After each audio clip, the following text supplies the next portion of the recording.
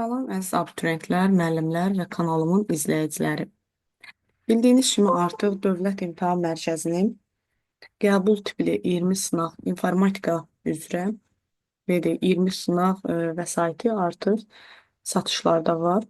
Biz də əldə etdik və istəyirəm bugündən etibarən sınaq sizlərlə həmin sınaqların izahını paylaşım. Deməli, birinci sınağımız təbii ki, sadə, eyni zamanda ə, birinci və 16-cı bölməni əhatələyən suallardan ibarətdir. İlk sualımız belədir və üzərində yazacağım təbii ki. Birinci sualımızda deyir, informasiyanın neçə növü var? Təbii ki, biz qeyd eləmişdik ki, informasiyanın 5 növü var. Hansıdır bunlar? Duyğu orqanlarımızdan aldığımız informasiyalar: vizual, taktil, səs, qoxu və dad. İnformasiya xassəsi deyil, aktuallıq xassəsidir, tamlıq, etibarlılıq, obyektivlik xassəsidir. Diskretlik isə informasiyanın deyil, alqoritmi xassəsidir. İnformasiyanın emal prosesidir.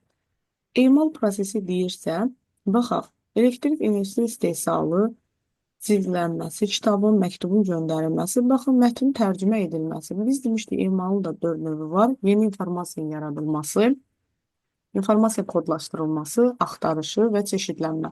Mətnin tərcümə edilməsi də məzmun saxlanılır, forma dəyişir. Bu, emalın kodlaşdırılmasına aiddir hətta. İnformasiyanın növü deyil. Deməli, qoxuda görmə, yəni vizual səs növüdür, amma video təqdim edilmə formasıdır. 5-ci sualımız. İnformasiyanı qəbul edən şəxsin başa düşdüyü şəkildə verilməsi hansı xassədir? Təbii ki, anlaşıqlı. Anlaşıqlı olmalıdır ki, onu qəbul edən başa düşsün. 6-cı sualımız doğru ifadəni müəyyən edin. Cari zamana uyğun olan informasiya aktualdır. Digərlərinə baxmağa ehtiyac varmı? Doğru olan budur. Həmişə aktualdır. Olmaya da bilər. Elmi məqalə informasiya aktual olmaya da bilər. Fikir nasıl deyilsə, xeyir, obyektivdir. Etibarlı mənbələrdən alınan informasiya aktual olur. Aktual olmaya da bilər. İllər öncə etibarlı bir mənbə olar. Yəni, bunu da düzgün bilək. Burada Sezar üsulu ilə şifrələmədə film sözünün şifrəsini istəyir bizdən.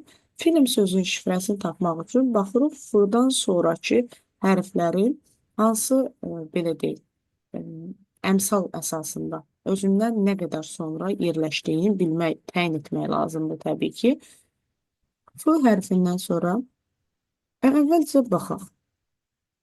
1, 2, 3, 4, 5. Əgər 5 hərf olsa, A-da məsələn, A variantında A hərfi üçün 5 hərf. Deməli, K-mız olur bizim 5. Və baxaq görək, I üçün 5 ödəyirmi? 1, 2, 3, 4, 5. D-ya düşməli idi. Deməli, A variantında və D variantında olanlar olmur. İndi əmsala baxaq. Əgər bu, digər variantlarda B-dır. B-dırsa, mütənasiblik əmsal burada K-nı biz 4 verə bilərik. 4. İndi baxaq, F-dan sonra 4 hərf. 1, 2, 3, 4. B ilə başladı. İ-dən sonra 4 hərf. 1, 2, 3, 4. E. B, E. Bu variantda çıxmış olur. B, E. L eynidir H-lar. Ona görə baxmırıq. Sonuncu hərfinə baxırıq. M-ya. 1, 2, 3, 4. İ hərfi. Bu da olur bizim doğru cavabımız B variantı olmuş olur. Təbii ki, variantları ələmə qaydası, istəyirsiniz ələmə qaydası olmasın, ümumi, yəni daha rahat olacaq əslində vəsait qarşınızda olanda və yaxud da ümumi baxarkən də, yəni təbii ki, burada biz kitabdan da istifadə edəndə biraz daha elektron versiya daha çətin olur. Deməli, 8-ci sualımız da yenə də 16-cı bölmə şifrələmə mövzusuna aid olan sualdır. Burada da yenə bizə amma bu bayaqçı sualdan biraz fərqlidir. Niyə? Artıq sözün şifrəsini, Sezar şifrəsini verib. 5-dir. Disk sözü. D-dan 5 hərf sonra 1, 2, 3. Bizdə bu D-dan 5 şifrələmə sözü əks istiqamətdə. Bircə saniyə. 1, 2, 3, 4, 5. Deməli, i ilə başlayacaq sözün. C variantı, bu variantı çıxdı. İkinci hərflər eynidir, baxmıram. Üçüncü hərfə baxıram. S hərfindən sonra yoxlayıram. 1, 2, 3, 4, 5. X-dır. Üçüncü hərfim X olan. Deməli, B variantı da çıxır. Sonuncu hərfim K-dan 5 B-dir. 5 hərf sonraya baxaq. 1, 2, 3, 4, 5. Təbii ki,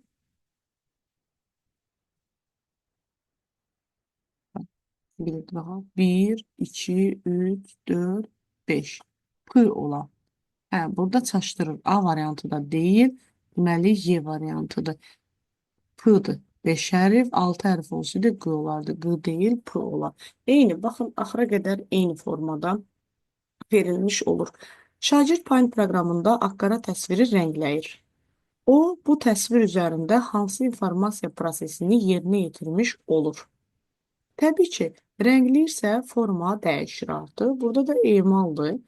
İnformasiyanın qrafik təqdim olunmasına aid deyil. Qrafik edilmişdir, fotoşəkil aiddir, diaqram aiddir, sxem aiddir, çertiyoj aiddir, amma səs yazısı aid deyil, səs informasiyasıdır.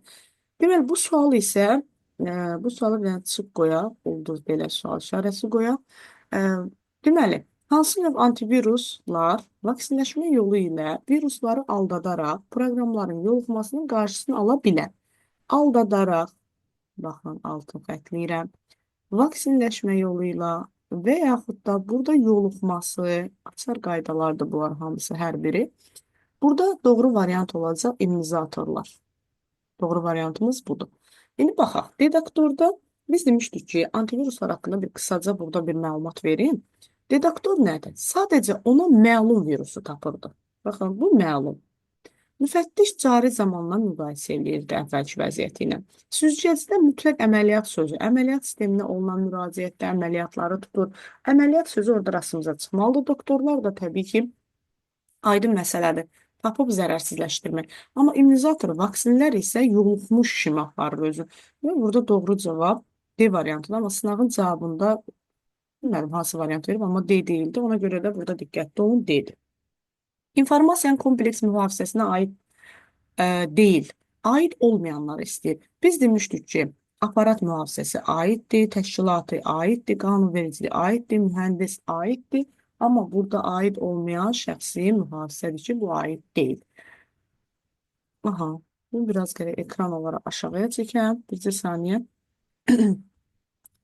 Burada aşağıdan, aşağı hissədən rahat görünsün. 13-cü sual görünür deyə burada variantlar yuxarıdadır. Deməli, 13-cü, 14-cü suala da baxaq bu hissədən. 13-cü sualda deyir ki, antivirus proqramı deyil. Deyilsə, Panda aiddir, Avast aiddir, Dr. Web aiddir, AFI aiddir. Disk defragmenter xidməti proqramı olmalı. Xidməti proqramdır, amma nə qarıdır bu? Diskdəki fragmentlənmiş hissələri optimallaşdırırdı. Yəni, fragmenti aradan qaldırırdı. Defragmentlənmə prosesi idi. Aparan xidməti proqramımız idi. Sonra gəlir, uyğunluğu müəyyən edin. Təbii ki, biz bir-bir yola çıxıb bilməliyik ki, hansı, yəni varianta hansı uyğundur. Əslində belə deyək də, burada variantdan çox hansı işi gördüyün bilmək vacibdir. Yəni, biz bilməliyik ki, Kraker nədir, ssenari uşağı nədir, Hacker nədir. Birinci deyir, diqqətli olaq burada, A variant, A deyəndə 1-ə. 1-ə nə uyğundur? İndi 1-ə uyğun olanları mən buradan sizə deyim də, A variantında verib ssenari uşağı, B variantına hacker, kraker, D cəsus, doktor, müfəttişlər. Yəni, indi o yuxarı tərəfə çəkəndə görəcəksiniz o hissədən. Birinciyə baxaq. Əməliyyat sistemini yaxşı bilir. Onun nüvəsini yenidən proqramlaşdıra bilən kompüter mütəxəssisi idi. Biz deyirdik, bunlar belə deyil, Hackerdir, Krakerdir, yoxsa ssenari uşağıdır. Bunlar hansına aiddir? Deyir ki, əməliyyat sistemi yaxşı bilir, onun nüvəsini yenidən proqramlaşdıra bilən kompüter mütəxəssisləri idi. Mütəxəssis yaxşı bilir, yaxşı yönümdə istifadə edirdi. Biz deyirdik, bu nədir? Bunlar hakkerlər idi, hacker. Buna gedir hacker. Bunu bir dənə yaza bura.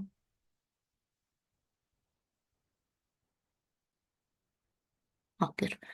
Bu oldu hacker. Burada da hacker olan B variantıdır. Bircə saniyə qoyulur bura. Sonra deyir, müxtəlif proqramların üzünün çıxarılmasına qoyulan müdafiəni ləğv edə bilir.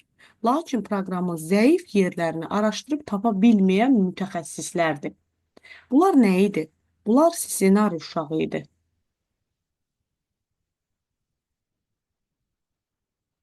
Uşağı.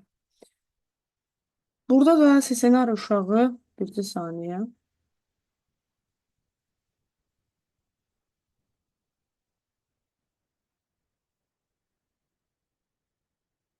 Mən variant olaraq səhv baxdım. Deməli, burada bircə saniyə, bircə saniyə, bir saniyə. Sağlam tanışdı. Burada deyir ki, mən kitabdan da baxıram. Hakkerlər sayəsində, üçüncüdə belədir, kifayət qədər biliyə malik olmayan digər hakkerlərin üstünlükləri, belə deyək, onların utilitlərindən istifadə edirdi, kompüterlərin təhlükəsizlik sisteminə ziyan verə biləcək mütəxəssis. Ziyan verə biləcək mütəxəssislər, bircə saniyə bu ekranı biraz aşağıya sürüşdürsəm, aydın olacaq hər şey. Bunun burada görünməməyi çox pis oldu. Tam olaraq belə. Baxın burada. Deməli, hakkerlər sayəsində kifayət qədər biliyə sahib olmayan, sonra onların utilitlərindən istifadə edə bilən, ziyan verə biləcək, yəni kompüter sistemi ziyan verə bilən, yəni ona görə burada əslində ssenari uşağı 3-dür. 3-dədir. İndi belə baxaq. Amma müxtəlif proqramların üzünün çıxarılmasına qoyulan müdafiəni ləğv edə bilən, lakin belə deyək, proqramın zəif yerlərini araşdırıb tapa bilməyən mütəxəssis, o isə krakkerlərdir. Demişdik ki, onlar hacker qədər savadlı olmur da bir sözlə. Onda burada biz bir dənə baxaq. 3-ə ssenari uşağıdır. Bu ad. İkinci hansı idi? Müxtəlif proqramların üzünün çıxarılmasına qoyulan müdafiəni ləğv edə bilir. Lakin, belə deyək, proqramın zəif yerləri araşdırıb tapa bilmir. Tapa bilmirdirsə, bu da kraker idi. Onu belə yazaq. 1, 2, 3-ümüz növündə oldu. Bu da 3. 3-ə oldu A. Birinci onsuz dedik ki, hakkerdir. Hacker nə idi? Əməliyyat sistemi yaxşı bilirdi, onun nüvəsini yenidən proqramlaşdıra bilirdi, bir mütəxəssis idi və savadlı idi. Biri oldu B. 2'ye de oldu C. 1B, 2C, 3A. 1B, 2C, 3A. Böyle bir variant. Y variantı. Y variantı da bizim doğru cevabımız olmuş olur. Deməli, davam edək. Bircə saniyə. Bu ekranda PDF-i biraz səliqəsiz də alınıb. Deməli, burada nə deyir? Bir bazar günü Arif dostunu evinə qonaq çağırır. Qonaq getdi. Daha doğrusu Arif dostunun evinə qonaq getdi. Dostu ona qarşıdakı dayanacaqdan avtobusa minib geri qayıda biləcəyini dedi. Arif dayanacaqda 3 fərqli nömrəli avtobus gördü və anladı ki, dostunun verdiyi informasiya onu geri qayıtmağa, qərar qəbul etməyə kifayət eləmir. Yəni, 3 dənədən biri idi. Bilmir o hansına minsin. Dostunun verdiyi informasiya hansı hadisəni ödəmir. Biz demişdik ki, əgər bizə qərar qəbul etməyə kömək edirsə və miqdarla müəyyən edilirsə, belə informasiyalar olurdu nə? Tam informasiya. Amma burada təbii ki, tamlıq hadisəsi ödənmir. Uyğunluğu müəyyən edin 16-da. Buradan yazacağım 1, 2 və 3. Birinci, cari zamana uyğun olan informasiya. Cari zamandırsa təbii ki, aktualdır. Ayrı-ayrı mənbələrdən eyni obyekt haqqında alınan, üst-üstə düşən informasiya. 2 olacaq etibarlı C. Başqasının fikrindən asılı olmayan informasiya 3-ə də olacaq Y. 1B, 2C, 3Y. Belə bir cavab. 1B, 2C, 3Y. Təbii ki, A variantı olmuş olacaq. Ümumiyyətlə, baxın, bir daha sübut edir ki, bu bizə informasiya xassələri, yəni 1-ci və 16-cı bölmə möhtəşəm formada qavranılmalıdır ki, bu testləri rahat formada həll edə biləsiniz. Həqiqətən. Yəni, burada, baxın, bölmədən kənar və yaxud da dimin vəsaitində olmayan heç bir məlumat yoxdur. Gəlir kompüter viruslarından qorunmanın səviyyəsi. Biz demişdik ki, kompüter viruslarından qorunmanın 3 səviyyəsi var. Əslində, belə deyək də, bunların hər birinin izahı mövzu olaraq bu kanalda var. Əgər Kimsə kanala yeni üzvdürsə və yaxud da yeni abunə olubsa, əvvəlki dərslərə baxa bilər. Birinci səviyyə. Deməli, birinci səviyyəmiz nə idi bizim? Deyirdik ki, virusların kompüterə daxil olmasının qarşısı alınır. Daxil olmasının qarşısı alınır. Bu elə bizim birinci səviyyəmiz idi. İkinci səviyyə virus hücumlarının qarşısı alınır. Baxaq görə virus hücumlarının qarşısı alınır. Bu olurdu bizim ikinci səviyyəmiz. Virus hücumlarının təsiri minimuma indirir. Bu da olurdu üçüncü səviyyəmiz. Onda olur 1, 4, 5. 1, 4, 5 olur A variantı. Əslində bu 1, 3, 2 o demək deyil ha, yəni səviyyə olaraq yazdım. Bu bizim birinci səviyyəmiz idi, bu ikinci səviyyəmiz idi, bu da üçüncü səviyyəmiz. Səviyyə olaraq da ola bilər hansı üçüncü səviyyədə, hansı birinci səviyyədə, bunlar da bilmək lazımdır. Ümumiyyətlə biz deyirdik virusun həyat yolu yoluxdurma, aktivləşdirməklə başlayır, səviyyələri də bilmək məqsədə uyğundur. İnformasiyanın biometrik mühafizə sisteminə. Demişdik, biometrikə 5 biometrik mühafizəmizi təyin edən 5 dənə əsas göstəricimiz var idi. Gözün güzeylik işarəsinin şəklinə görə tanıma. Aha, aiddir. Buna plus qoyaq. Ovucun temperaturu. Xeyr, ovuc cizgisidir. Nitqin özəlliyinə görə tanıma. Buna da plus qoyaq. Barmaq izinə görə tanıma. Bu da aiddir. Buna deyilir daktiloskopiya. Üzün rənginə görə. Xeyr, üzün koordinatlarına görə idi. Ona görə də burada olur B variantı. Bu da bizə lazım olan əslində 19 qalsın 20 qeyd edeyim. Çəkərik bura biraz səhifəni aşağıya. 20-də nə deyir? Uyğunluğu müəyyən edin. Mətni informasiya, ədədi, səs. Mətni, ədədi, səs. Yenə də 1, 2, bu da 3 yazaq. Riyazi ifadələr, ədədlər, tarix, verilən. Təbii ki, bu nə idi? A variantı. Suyun şırıltısı, bu səsdir. Səs var burada, bəli. B. Növbəti film, klip, video, bu videodur. Şəkillər, sxemlər, bu qrafikdir. Şeir, hekayə, reklam, bu isə mətnidir. Olur 1-ə Y, 2-yə A, 1-ə Y, 2-yə A, 3-ə B. Bəli. Və birinci 16-cı bölməni əhatələdiyinə görə o bölmələri tam təkrar edib bu suallara başlamaq olar. Əslində inanmıram ki, hansısa abituriyent artıq qəbula çox az qalıb bu bölmələri təkrarlamamış olsun. Bircə saniyə. 19-cu sualla davam edirik. Burada da deyir ki, əslində biz burada qeyd eləmişdik ki, müəlliflik hüququ baxımından müəllif hüquqları, yenə edirəm, 16-cı bölməni möhtəşəm təkrarlayan, yəni təkrar edən və yaxud da bilən bir 16-cı bölmə bu sınavı səhvsiz yazmalıdır. Müəllif hüququ baxımından proqram təminatının kateqoriyaları var. Əslində burada proqram təminatı 3 kateqoriyası qeyd olunur. Gəlin baxaq. Birinci, ictimaiyyətə məxsus proqramlar. İctimaiyyətə adından göründüyü kimi, ictimaiyyətə məxsusdursa, onlar nə olur? Sərbəst olaraq üzü köçürülə bilir, müəllif hüququ qorunmur. İctimaiyyətə məxsusda müəllif hüququ qorunmur, sərbəst olaraq üzü köçürülür. Belə bir variant qorunan pulsuz. Burada düzü saniyə.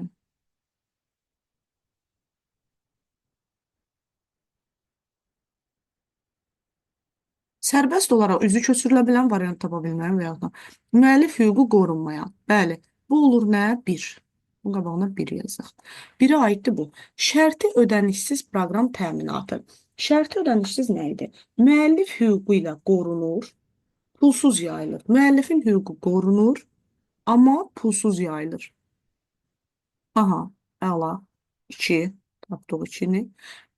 Üçüncü, özəl proqram təminatı idi. Adından göründüyü kimi özəl müəlliflərin və ya qanun sahibinin özünə məxsus olan idi. Yaxud qanun sahibinin 3-ə də olur C. Yəni digərlərinə baxaq. Gəlir əldə etmək məqsədilə yaradılmış proqram təminatı olurdu gəlir əldə ticari proqram idi. Bu ticaridir. İlkin kod daxil olmaqla ödənişsiz freeware idi bunlar. Ödənişsiz proqram adı üstündə ödənişsiz proqram təminatı. Bu proqram təminatdan bilməkdə fayda var. Burada da indi bir dənə bizdə bu tip suallarda da çox təəssüf ki, biraz uyğunluqdan adam çaşır. 1-ə B, 1-ə B olan, baxırıq ki, çoxsunda var. 2-yə Y, 1-ə B, 2-yə Y, 3-ə C. Bu da Y variantı olmuş olur. Davam edirik 21-ci. sualına yenə gəldik antivirus proqramlarına. Yenə qeyd edirəm, antivirus proqramların yadda saxlamaq üçün uzun-uzun cümləni yadda saxlamağa ehtiyac yoxdur. Redaktorda məlum sözün, vaksində yoluxmuş sözün, doktorlarda tapıb zərərsizləşdirmə, müfəttiş cari zaman, indiki zamanla müqayisə məsələsini yadınızda saxlayın. Süzgəclərdə də əməliyyat sistemi məsələsi əsas götürülməlidir. Burada da virusların çoxalma, zərər vurma məqsədinə əməliyyat sisteminə etdikləri müraciəti tutur, təhlükəli əməliyyatlara nəzarət edir. Bəli, A variantı doğrudur. Təkcə yoluxmuşlar aşı ilkin vəziyyət. İlkin vəziyyət isə müfəttiş aldadaraq proqramları bu imnizatorlardır. Məlum dedaktordur. Xarici yaddaşa məlum viruslar bu da dedaktorlara aiddir. Yəni bunları da beləcə yadda saxlayaq. 22-ci sualımız informasiya yadda saxlanması. Yadda saxlanma nədir? Aid deyildir. Hə. Mətnin oxunması təbii ki, bu aid deyil. Amma digərlərinə baxın, siyahıya alınma, qeyd aparılma, diskə yazılma, verilənlərin qeyd edilməsi. Qeyd etmə nədir? Bunlar hamısı informasiya saxlanmasına aid olan məlumatlardır. Təbii ki, oxunma isə qəbula aiddir. Yəni, burada həm açıq suallarımız var. 23-cü sualdan başlayaq. 23 nədir? İnformasiya ötürülməsi prosesində iştirak edən elementləri ardıcıl. Biz demişdik ki, burada yazaq. Birinci mənbə gəlir. Baxırıq mənbəyə. Mənbə oldu 3. İnformasiya mənbəyi, sonra gəlir kodlaşdırıcı qurğu 5. Sonra mütləq kodlaşdırıcı qurğudan sonra rabitə kanalı vacibidir. Rabitə kanalı kodu açmalıdır. Dekodlaşdırıcı və qəbul edici. Doğru cavabımız olacaq hansı? 3, 5, 2, 4, 1. Troyan viruslarının növü, biz demişdik ki, uzaqdan idarə edilən proqramlar aid 3 dənə əsas növü var idi. Reklam virusları, bir də cəsuslar. Müfəttiş dedaktor isə antivirusa aiddir. Müəllim dərs izah edirsə, şagird, deməli bu variantını qeyd eləmədik. 1-ci, 2-ci və 5-ci. Müəllim dərs izah edirsə, şagird hansı növ informasiya alır? Müəllimi bir görür, bir də səsini eşidir. Deməli, 1 nə? 2. İnformasiyanın biometrik mühafizə sistemlərinə aid olanları, yenə aid olanı istəyir. Barmaq izinə görə taktiloskopiya 1 aiddir. Ayaq izi deyil, üzə görə tanınma aiddir. Dırnağın quruluşuna, nitqin özəlliyinə. Bəli, nitqin özəlliyinə görə də aid edilə bilər. Aha, burada 29-da davam eləyək. 29, bilmirəm, 29-dansa gəlin bir dənə ekranı təmizləyim, onda biraz çıxım aşağıya doğru. 29-u izah eləsək, qarışacaq bu hissələr. Bircə saniyə. PDF-i sadəcə şəkil kimi çəkib yerləşdirmişəm deyə. Burada haradasa biraz çətinlik yaradır bizə. Deməli, 26-cı sual, 27-ci sual. Deməli, 27-ci sualda nə deyir? İnformasiya xassələrinə aid olanı, prosesə aid olanı seçirik. 1,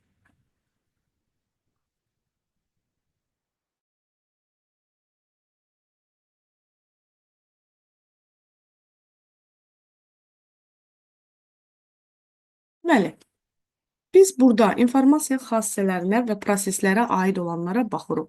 Birinci, informasiya xassəsi. İnformasiya anlaşıqlı xassədir, tamlıq xassədir. Deməli, C və D 1-ə uyğundur. Proses nədir? Ötürülməsi emalı. Deməli, A və Y də ötürülməyə aiddir. Diskretli alqoritmdədir, ona görə o heç birinə aid deyil. Yenə də Sezar şifrələməsi var. Apple sözü K1 ilə, Home isə K2 ilə şifrələnib. Apple-dan ETTPI aldım. A-dan E-yə gəlib. 1, 2, 3, 4. Deməli, K1-im nəymiş? 4. Bildiniz, hardan tapdıq? A-dan E-yə gəlib. 4. Deməli, K1-im olub nə? 4. K1. İndi K2-yə baxaq. K2-miz nədir? K2-də də deyir ki, Home-dan K-ya gəlib. H-dan K-ya gəlib. 1, 2, 3. Deməli, 3. İndi mənə deyir ki, K bərabərdir. K1 üstə gəl K2 ilə kodlaşıb. Table sözü. İndi baxaq. K1 ilə K2-nin cəmi bizə verir 7. Onda table kodlaşsa Hər simvol özündən 7 hərf sonradan kodlaşmalıdır. T-dan 7 hərf sonra 1, 2, 3, 4, 5, 6 düşür A hərfinə. Deməli olur A. A-dan 7 hərf sonra 1, 2, 3, 4, 5, 6, 7. Olur nə? H. B-dan 1, 2, 3, 4, 5, 6, 7. İ. L-dan L. 1, 2, 3, 4, 5, 6, 7. S. Və sonuncu E-dən 1, 2, 3, 4, 5, 6, 7. L hərfi. Deməli, alınan sözüm olacaq bu. Ah, seldir, nədirsə belə bir şey. K mütənasibli əmsalında olur 7. 7 ilə kodlaşdıranda gəlib bu formada alınmış olur. Davam edən növbəti açıq sualların izahı ilə 29 və 30. Yəni, bu yenə bizi biraz hardasa. Burada belə qalsın ki, rahat görə bilək. Deməli, A ədədinə aşağıdakı əmrlər tətbiq edilir. A ədədi dəyişəninə 1 əlavə et, alınan nəticəni kvadrata yüksəlt, 2 çıx, əmrləri bu formada verir. Deməli, mənim A-m nədir? A bərabərdir 2. Əmrim nədir? Birinci yerdə dayanam. Birinci nə etməliyəm? Üzərinə 1 əlavə eləməliyəm. A nə oldu? 3. A oldu 3. Sonra üçüncü əmri icra ilə alınan nəticədən 2 çıx. 3-dən 2 çıxıram. Oldu 1. Sonra deyir 2. Kvadrata yüksəlt. 1-i kvadrata yüksəltsəm, yenə də 1. Sonra 1. Üzərinə 1 əlavə elə. Oldu 2. 2-nin, deməli 2. Sonra deyir ki, üçüncü əmri icra elə. Yəni 2-dən 2 çıx. Oldu 0. Düzdürmü? 1 əlavə elə. Yəni bu sonuncu əmrim elə, birinci. 0-ın da üstünə 1 gəl, olur 1. Bizdən nə istəyir? Alınan nəticə, proses icra olunandan sonra alınan nəticə nə olacaq? Təbii ki, alınacaq 1. Sonunda cavabımız olacaq nə? 1. Rəqəmləri müxtəlif olan ixtiyari 3 rəqəmli natural ədədin rəqəmlərinin kvadratları yanaşı yazılarsa yeni ədəd alınır. Alınmış yeni ədədin rəqəmləri cəmi ən çox neçə ola bilər? Biz əvvəlcə nəyi xatırlayaq? Bir dənə. 3 rəqəmli ədəddir. Baxın. Biz məsələn 3 rəqəmli ədəd. Əvvəlcə elə burada ən çox neçə ola bilər məsələsindən artıq çox şey aydın olur da. Gəlin düşünək ki, 1.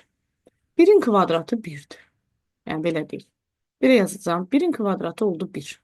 2-nin kvadratı olacaq 4. Yəni, baxın, böyük rəqəm alınmağına görə deyirəm, emin. 3-ün kvadratı olacaq 9. 4-ün kvadratı 16. 5-in kvadratı 25. Kvadratları unutdum yazmağı. 6-nın kvadratı 36. 7-nin kvadratı 49. 8-in kvadratı 64. 9-un kvadratı da 81. Baxın, burada tək rəqəmlidir. Bu hissələrlə işimiz yoxdur. Bura getdi. İndi gəlir bu hissədə. Bizə deyir ki, kvadrata yüksəldilir. Yanaşı yazılara kvadrata yüksəldilir. Yeni ədəd yaranır. Yəni, ola bilər 16, 25, 36, 49. Bu formada yeni ədədlər yarana bilər. Və ən çox alınmış ədədin rəqəmlər cəmi ən çox neçə ola bilər? Gəlin belə baxaq da. Bu olur 7. Bu da olur 7. Bu olur 9. Baxın, 7, 7, 9. Amma buna baxaq. 13, 10 və 9. Bizə də deyir ki, 3 rəqəmli ədəd. Əgər 3 rəqəmli ədəddirsə, elə bizim ən böyük ədədimiz 987 ədədini götürsük, olacaq nə? Birincinin, yəni 81, ikinci 64, üçüncü də 49. Bu formada da yanaşa bilərdik buna biz. 9, cəmin istəyir də 10, bu da 13. Cəm bizə verəcək nə? Plus qoyaq rəqəmləri cəmi 32-ni verəcək. Bu yanaşmanın da yola çıxıb tapmaq olar əslində. Amma bu yanaşmanı da tapmaq heç də yanlış deyil. Birinci sınağımızın izahı bu qədər. Əziz kanalın izləyiciləri, videonu izləyib, şərh yazmağı, bəyənməyi, dostlarla paylaşmağı unutmayın. Növbəti ikinci sınaq 2-də görüşənədək hər bir sınağı çalışacağım, hər gün bir sınağın izahını paylaşım. Eyni zamanda bu sizin üçün də əslində bir motivasiya olmalıdır ki, birinci və 16-cı bölməni əgər bitirmisinizsə, burada oradan kənar heç bir sual yoxdur. Ona görə də dimin vəsaiti orta məktəb dərsliklərindən kənar abituriyentə düşə biləcək. Neçə ildir izləyirik biz bu məsələləri və burada narahatçılığa da səbəb yoxdur. Eyni zamanda elə orta məktəb kitabı, din nəzəriyyəsi, dinin testi və 20 sınağı işləməklə çox yaxşı nəticə əldə etmək olar. Allah amanında növbəti dərsdə görüşənədək videonu bəyənməyi, dostlarla paylaşmağı unutmayın.